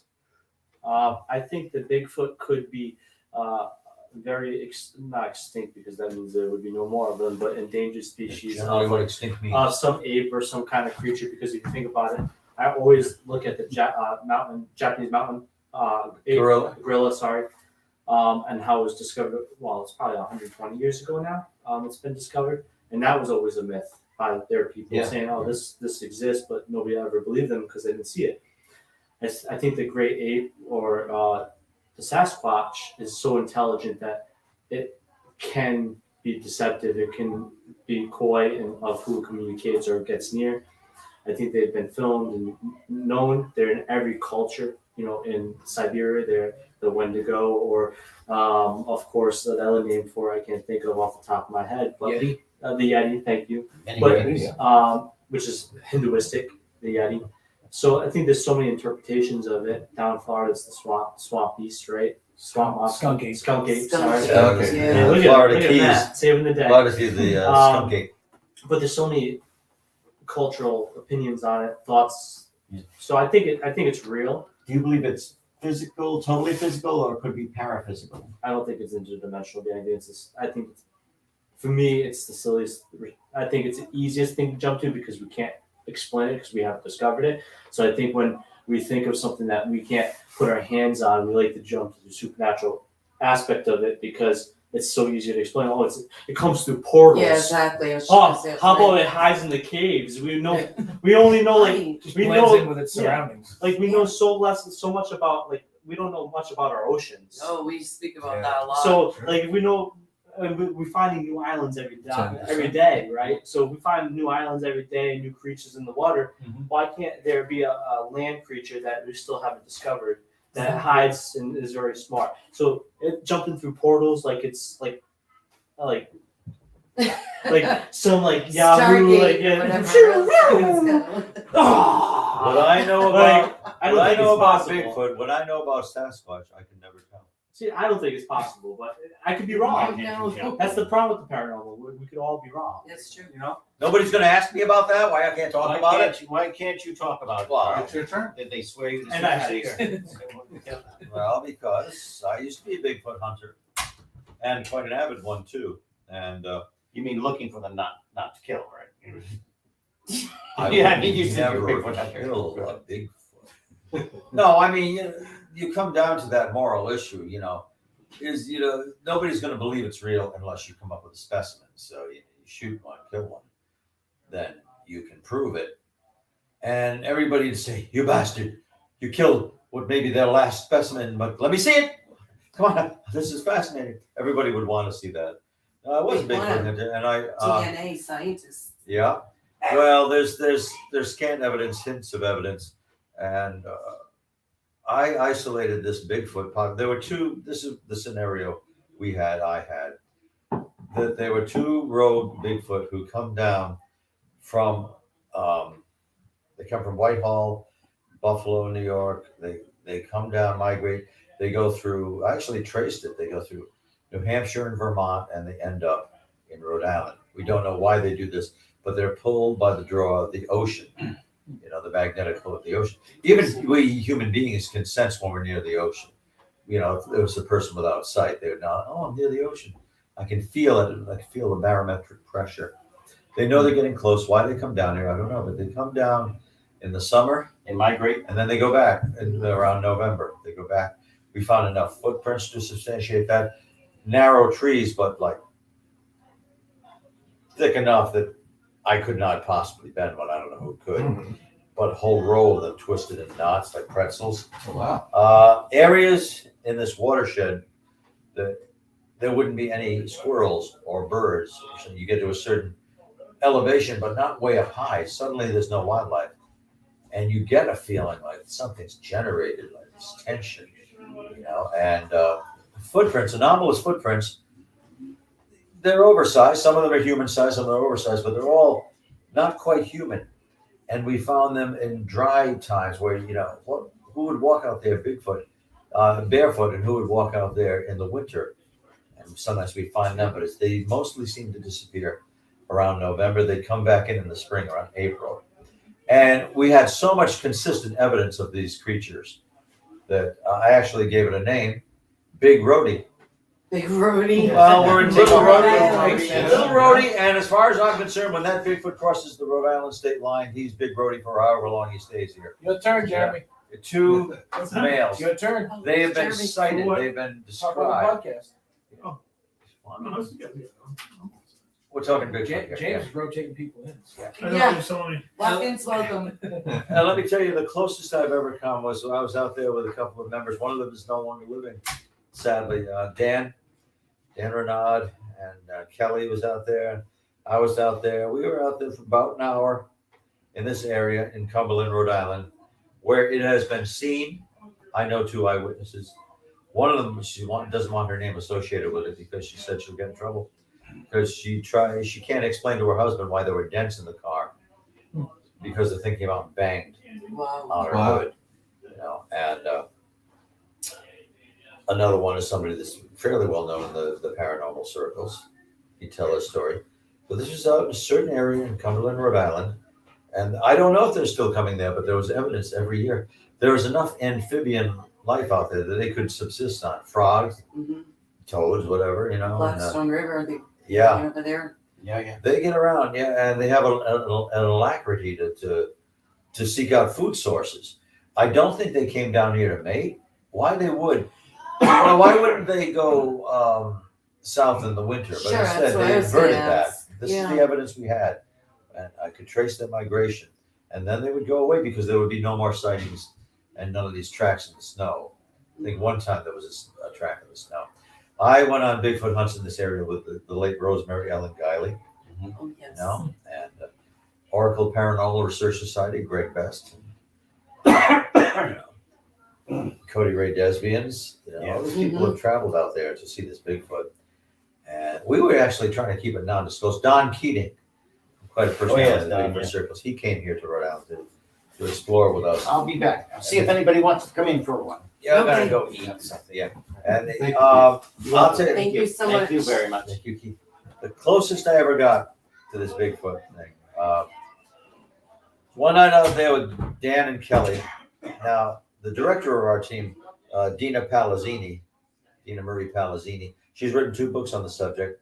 She was feeling a little under the weather that night. She didn't want to go out with us. It was, maybe she was a little trepidatious. I don't know, because we're out there at night. And Dan was trying tree knocking. I'm trying the tree knocking. And we start getting it back. But this night, in particular, we started to hear footfalls approaching us. Now, I grew up in the country. I don't know any other animals that can do this. The only thing I've heard akin to this sound was when I went to the zoo, Roger Williams Park Zoo, the elephant walking on its hind legs, went up and stood on its hind legs, took a few steps. They do that in the circus. That's what this sounded like. It was hard packed dirt on the trail. And we said, boom, boom. That's, Heavy vibration. I have never been so frightened by any demonic entity, any haunted site. Something about Bigfoot, I don't know how it generates fear. Maybe because it's so like us, but not us. We hear these footfalls and it's coming towards us. The footfalls are getting louder. Now, if that were kids, out there trying to scare us, they'd be going, "Rrrr," and maybe, growling, they'd be throwing things. But this was solid. You could feel it. Doom, doom, doom. So we didn't run away. We walked very fast. And we stood there. I know we were doing this just to show that we could do it. We stood there long enough to take pictures. It was just dark in the pictures. But that was scary. That was scary, this thing. I know it was that creature coming. And Matt Moneymaker of the BFRO, I talked to him about it. He said that's what the males do to scare away other males. And he knew you had males with you, human or not. He knew there were males out there. Now, I invited the BFRO team, Bigfoot Field Research Organization team, to come to Rhode Island to explore Big Rhodey. And that became an episode of Finding Bigfoot. Dina Palazzini has some intriguing footage. It has to be blurry. It has to. One time a comedian It's like a said, prerequisite. I heard a comedian say, Bigfoot's always blurry. Why is Bigfoot always blurry? I think Bigfoot is blurry. That's just the way he looks. No Bigfoot. I can do it. Good to see you. We're talking Bigfoot here. And it came out blurry because Dina had forgotten to take off the night vision. For instance, she's filming it in the daytime and with night vision. So it's a little distorted. But you do see this figure with a sloped forehead come out from behind a tree. We tried every which way to replicate that. The BFRO team tried to copy that, could not reproduce that effect. Came out. Now, Bobo Fay, James Fay, a member of their team, he's 6'6" and 6'8", and he was out there. He stood where that tree was, and he said, it's about my height, but it's not taller than I. Well, who says they're not born 8 feet tall? Anything is game. So I think we had a genuine Bigfoot presence out there. I'll never know for sure. We had a lot of intriguing evidence, especially when we went up to that hill and there was just where it had been seen, and just the wildlife stopped making noise. Even the cicadas, and the crickets stopped. Now, Dina first saw this in 1984. She was a teenager. She was in a convertible with 3 friends, and she smelled something acrid. And she turned around and standing at the mouth of this trail, which is why we went there. Well, she said it looked like a man, but different. It had a very human face. But it was like, in fact, she and I were watching a Bigfoot show. She didn't want to talk about it first. She said, I saw that. So we went there, and that's where she saw it. And R.J. Heim of Channel 10 News, he used to have a show called Freaky Fridays, and he was saying that he researched that. He said he couldn't find the police report, but he did locate a police officer who remembered 4, and he came up with a figure that they were 4 very frightened teenagers who were saying they saw a monster, and that was at dusk, not total dark. So yes, it is an intriguing presence. I don't know if the thing's still out there. It's private property. We're really not supposed to go there. And I just did not have the nerve to sit on a rock. There were boulders around and wait for this thing to come out of the dark. no. I just didn't. I just, it was beyond me to do that. Wait for this thing to come out. Yeah. And there's just so much evidence for it. We found what looked like it had made a little nest, big enough for a Bigfoot. And I had guessed that there was a cave system out there. And Dina came up with the same idea. Some kind of cave system they could use for concealment. Sure. Maybe not for living or sleeping, but concealment. And I started calling like, hello, hello. And I kept moving and doing that until I got a little echo. Hello. Okay. Follow that. Went up to the top of the hill. And yep, there was a system of caves up there. One of them was big enough that I've got a picture of someplace where I'm standing up in it. Oh, wow. That's where Bigfoot right around here could hide. Now, I was hoping to find hair samples and fish bones and frog bones, beer cans, beer bottles, But you can see where a Bigfoot could use that. as concealment during the daytime or if there are persons around. So I think that was the Rhode Island Bigfoot. And Dina, I'll give her credit. She put Bigfoot on the map in Rhode Island. Now, when you see a display of where Bigfoot has been sighted, there's a pin or a red dot in Rhode Island because she substantiated or brought forth the Rhode Island Bigfoot. I will say That's fantastic. That's in awesome. 20 minutes. Yeah. I know the area that you speak of, and it is hilly. It is very dense, and I can imagine the cave system. I'd like to think I have the energy to go out there again. I probably don't. Okay, I'll carry you, Carl. You carry me along. I'll carry you. Ain't heavy, my brother. Now, we had somebody else just come in, give a walk-in. What is your name, please? Jay, Jay. This is Jake. hello. Hey Jay, How are The you? camera's right there. Nice welcome to to meet you. Bigfoot and the Bunny. He's also very modest. He's going to underplay himself.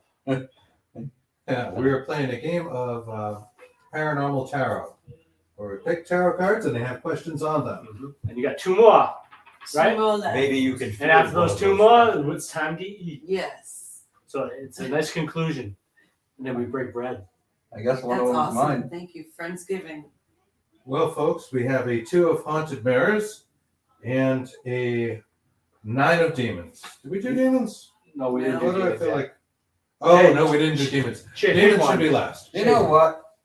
Just because I'm feeling kind of brave, I'll pick 9. Oh, you Yeah. want the demons Demons, I think we're going to go with that last, last? just because it's Well, kind of a what funny time question. is it? And Careful what Got you a little talk. time. all right, all right. We got a little time. I'm sorry. We're going to do this. I would. 2 of Haunted Mirrors. Do you believe mirrors can act as portals to nefarious forces, or do they repel negative entities? Ooh. The correct answer is yes. Yes, I do believe that. I honestly do believe that. I've seen and heard some pretty weird things come out of mirrors before. So yeah, I do definitely believe that. All Excellent. right. Yeah, I think anything reflective, anything that creates the ability for reflection to occur could create some sort of thing we don't understand how it replicates. Projection. I think we look ourselves in the mirror like mirror, mirror on the wall. I think when you come to look at that folktale of, or what is it called? And think of what's that from? Oh, what, Sleeping Beauty? Sleeping Beauty. Yes, right. Sleeping Beauty. It's for her to see herself in a different way. Actually, that was Snow White, I think.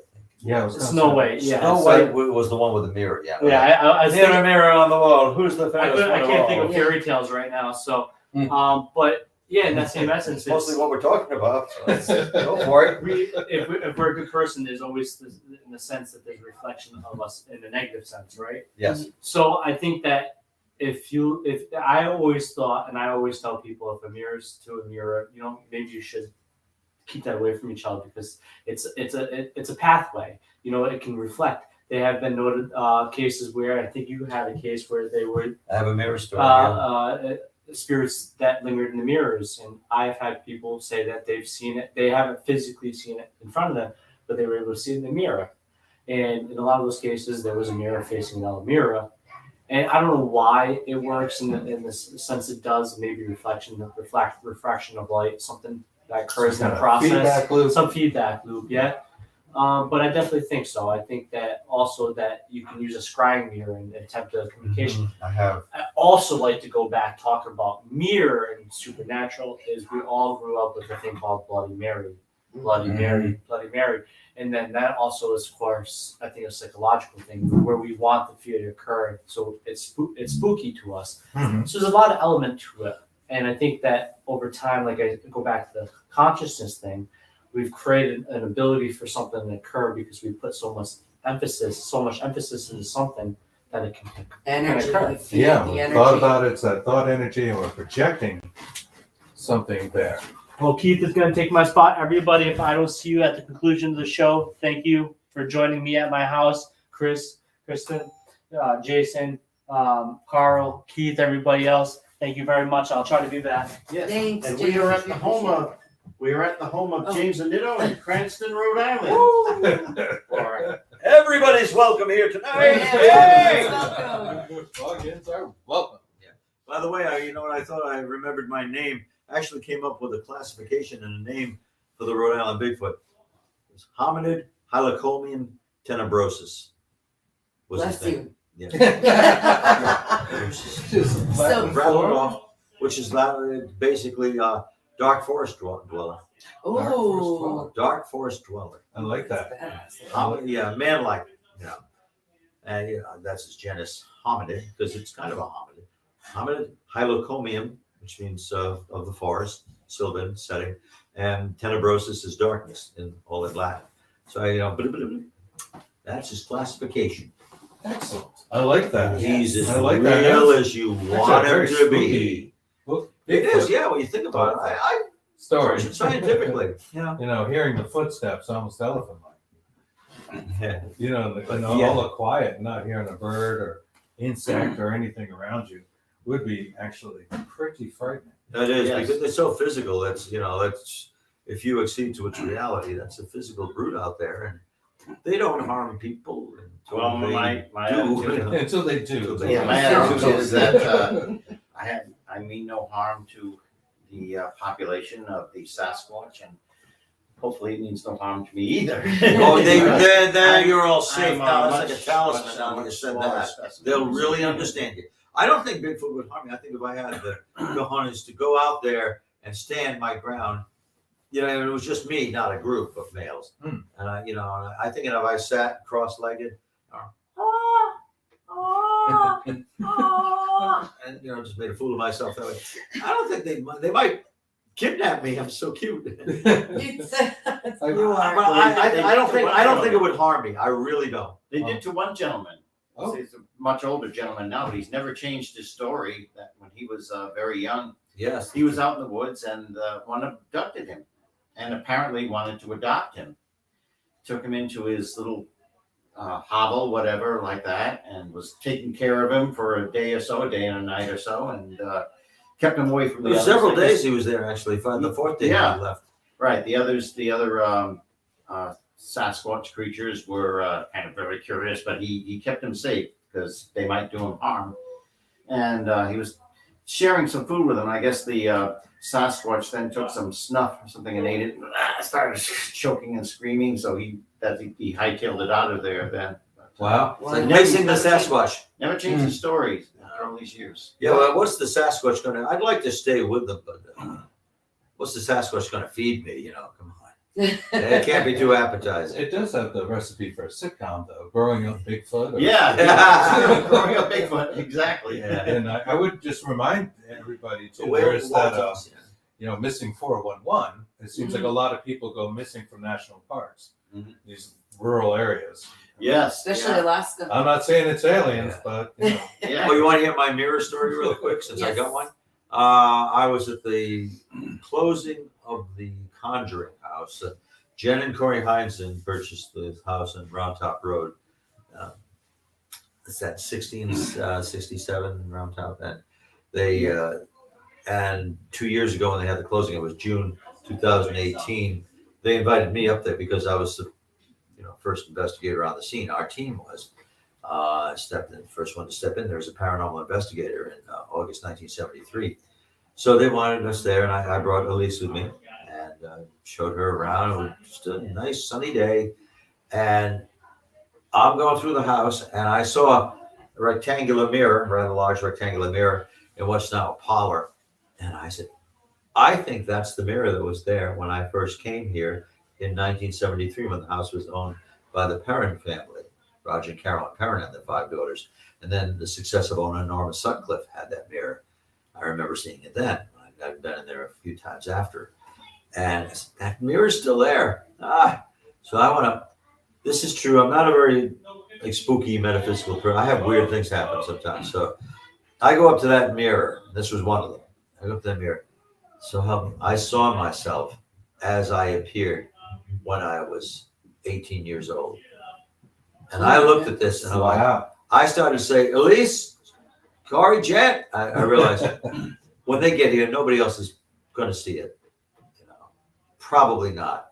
So the best I could, and I didn't want to walk away from it because I figured it would break it. It would go away. So I looked at my reflection for about 3 minutes, memorizing that, telling myself, this is real.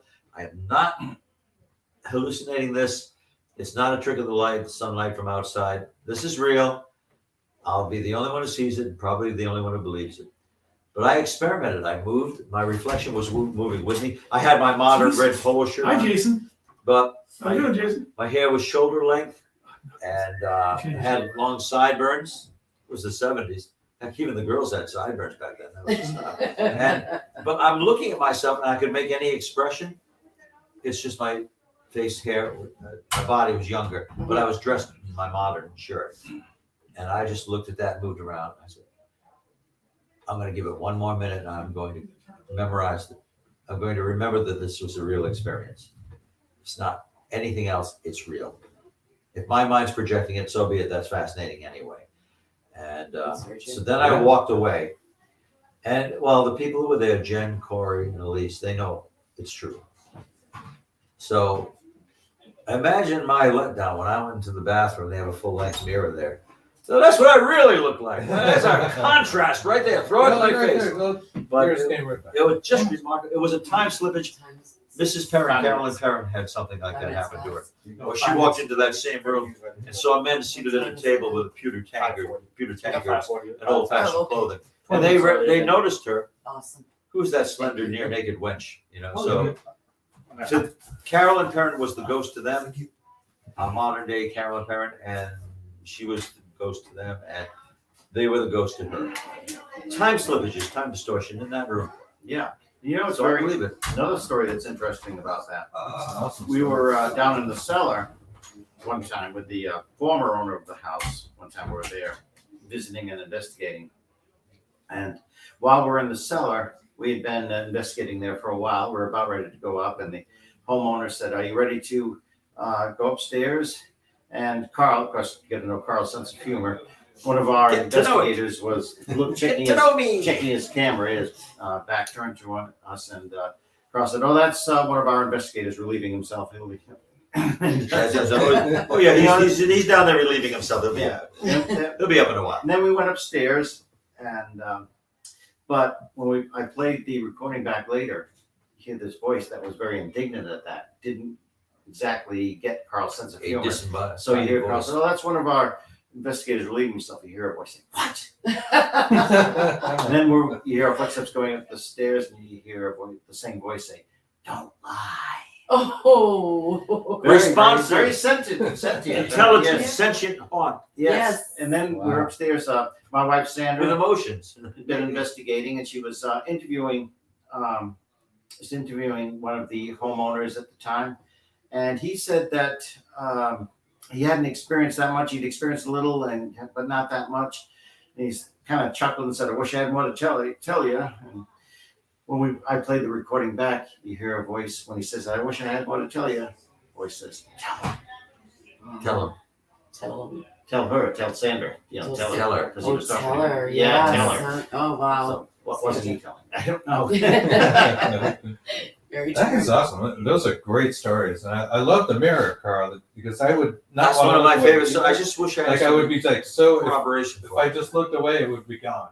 I told that story to Mike Ricksecker. He's tried to, Elise, Gianmarco, Carlson. They've looked in that mirror. Both of them got distorted images, like something changing. They saw it changing without staring. They saw it changing, but they didn't transmute to younger, you know. So something strange It's about like that the mirror. mirror of Dorian That does Gray. sound like Yes, the mirror of one of those Dorian stories. Gray. Yeah, all right. The mirror of Dorian Gray. Except it was the other way around because I didn't get young. There's a whole lot of chat out there. Thanks, everybody. Sorry. Is there anything we can address or write to, like in touch with Chris the and nature Chris? of this? It's a little hard to answer any questions, but a lot of comments on Bigfoots and such. Which brings us to our last tarot card of the Friendsgiving Paranormal Special. A Nine of Demons. Just a night of demons. And I think you guys will like It's a this. nice number for a demon. This was a little easier question for a demonologist than getting too historical. Why does modern culture portray the devil and demons as being red with pointy horns and a pitchfork? Because it personifies them, it gives them, something to identify with, it gives people. Demon is ambiguous. It's an invisible force. It's not very wholesome. So, that's very disturbing to think of a demon that way. But if you make it into a caricature, it's isolated. You can define it. And it comes from old tradition where, like animal attributes mean the person is lower than the angels and lower than human beings. It's not quite human. It took a while to get that way. He's kind of fearsome, but he's also ludicrous if you make a lampoon the devil by giving him horns and a tail and a pitchfork. You can identify that. That's something you can isolate and project. Put it on a shelf, compartmentalize it. Not quite as fearsome. Yeah. Give it that structure. A way of people to kind of deal with it. But if it's formless and invisible, just a force of evil, be it the devil, be it a demon, that's tougher to deal with. That's scarier. You wish you could at least see it, however horrific it might look. When Keith and I were growing up, even apart from Halloween, he would be the angel and I would be the devil. Yes. We did that for Halloween. I couldn't wait to dress up like a devil and all that. But we play angel and devil and all that. We also did our improvs when we were very young. I'd be Gabriel, the angel Gabriel, he'd be Satan. And we do a whole comedy routine where we improvised our different parts. All the while we're learning about the theology. And of course, the only difference between mythology and theology is the degree of one's acceptance, to what degree one embraces one or the other, because all mythology was at one time theology. It was, believed in as real. But of course, we're so educated now, we don't have any mythology. It's all theology. Yeah. So it changes again. But yeah, we learned about it like Satan, the etymology of that word, the history of Satan. Satan in Christian tradition and Christian mythology was a bright angel, Lucifer. He was cast out of heaven when he revolted. He was envious of God's kingdom, God's creation, man. So he became the devil. Yes. 4 minutes, and I'm here to grab Annabelle. You need those bits. There's the medieval connotations. Where are the tongs? Yeah. They took a lot of pagan. In fact, the church at the time took a lot of things from paganism and medieval references to mythology and everything. Yeah, don't you notice that anthropomorphic deity is Satan? What he looked like? He looked like Pan. Yeah, very similar Goat to legs and horns and all that. Mhm. Yes. Yes, an amalgamation. Yeah, Pan was not necessarily an evil god. No, No. mischievous. No, he was the god of fecundity and propagation, and he wasn't so bad. But of course, that became evil in Christian law. You don't mind if I say Christian mythology? No, that's fine. We should do a ritual where we actually invoke a. No, never mind. No. Nope, go with it. Not gonna go there. Actually, I have done things like that in lectures. I get experiment. Like when we were at Wilson Castle, that was an experiment. Yes. Probably wouldn't have gone wrong, but and it didn't. We assumed it would not. But we should have if we ever get a hold of Annabelle or something like Annabelle, have an Annabelle toss. Well, we can't really get Annabelle. You can have a buddy toss. We're game. Buddy Sorry, the Chris. doll. Chris Bilzano, yeah. Sorry, Chris Bilzano. No, she doesn't like True. Because if you do it too seriously, then you're like you're inviting trouble. And heaven forbid I should pick up some haunted object or haunted doll and say, look, this is just an object. Personify it if you will, because it has button eyes and it's got personality, but it's turn it upside down. It's not so human looking, is it? And then I back into the fire hydrant outside, or the fire truck slams into me. Yeah, the Just on bad that. Yeah. follows you home. I guess that would be, It claimed him. He defied the Lord. In effect, you have cursed yourself. Exactly. Well, he was warned. He was always foolhardy that way, Is it not he who has cursed himself? Yeah. Learn from this. So, but on another night, I might not have picked up the doll. So, So when would you're be an literally, interesting experiment.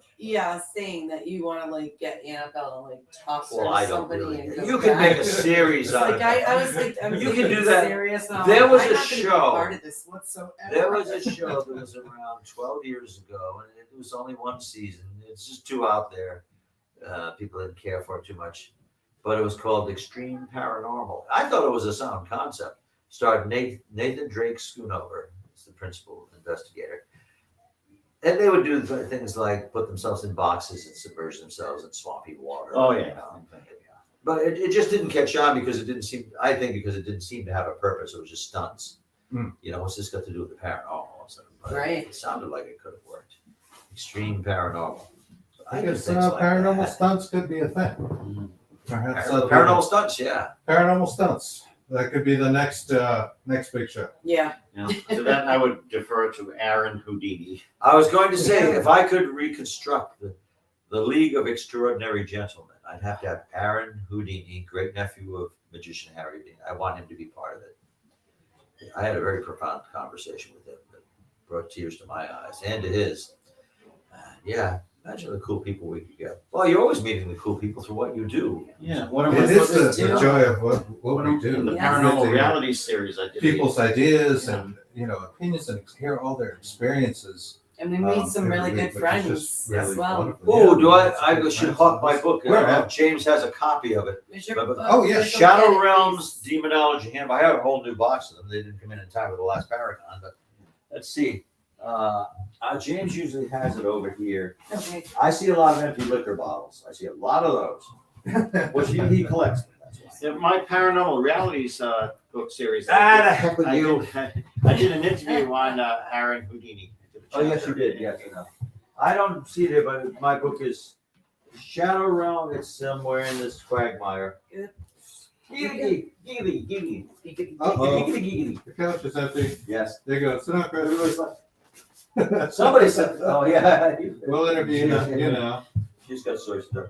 But the Shadow Realms Demonology Handbook was written by myself and my co-author, Lana Jan Brock, who's an accredited theologian. And I think it's an easy read. It's precisely 300 pages, and you can get it through Amazon.com or through the authors. Wonderful. Arthur Thank Carl you. Johnson. And And you'll find it. it is Friendsgiving, folks. Yes, So I'm just I think what we subsisting on need to move chocolate. on to is probably a little feasting. Yes. But Yes, we do. I'd love to thank you guys. I'd like to- Are you a guest? Do you get to stay, or do you have to go home now because you did your show? Yeah, we're done. We get kicked out. We don't have the right pass. We need the VIP pass. We want to thank you so much, Carl Johnson and Keith Johnson, for Thank you Yes, for having Uh, us. thank So you appreciate much our for guests. and And everybody who Have a came fun. on. And James, hello to for our having friend us here. Arshang Sardi, who's watching from quite a distance. She's in yeah, Indonesia, and Wow. she watches Oh, wow. the show. Oh, that's so cool. that's awesome. What can people expect from the duo? What's coming up for you guys? Real quick? Do have a few things going on. We're always going to be doing something in the new year. We have an investigation. I don't know if we're at liberty to talk too much about right now, but where are we going on the 20th of December, James? Yeah, so definitely you can reach us demonology.org. But December 20th, we have I forget what brewery it is, but it's in Catskills, New York, and we have a lecture that we're doing. The admission is free. All you have to do is buy dinner there. But they, of course, they have spirits, which is funny, and they have brews, and then they have good food from what I hear. So December 20th, we'll be speaking in New York at a brewery. But the We'll give you details- more information on that. But the details can be found through demonology.org or through our Facebook. It is posted on there. There's an event page on Facebook. Wonderful. Excellent. Excellent. Thank you. Well, again, thank you so much, and be safe out Hope there. you guys enjoyed our show. Have a Happy, great week. And Yeah. happy holidays. Oh, jeez. Season's greetings. All right, guys. It's time to eat. Let's do it. Bye. See?